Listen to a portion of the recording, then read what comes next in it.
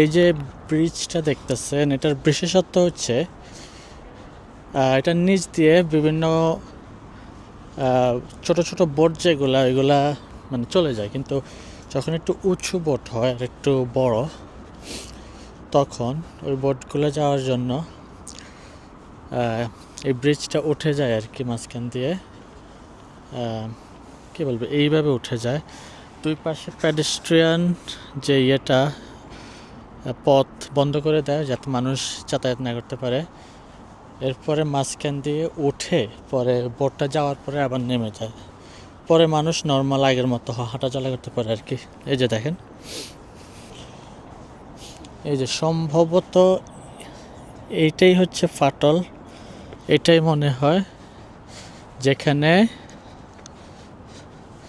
যেখান দিয়ে এটা দুই ভাগ হয়ে উপরে উঠে যায় আর কি। পরে মানুষ চলে যাওয়ার পরে আবার নিচে নেমে, বোট চলে যাওয়ার পরে নিচে নামে আর কি। আর এটার চারপাশে হচ্ছে সব হচ্ছে বোট পার্ক করা।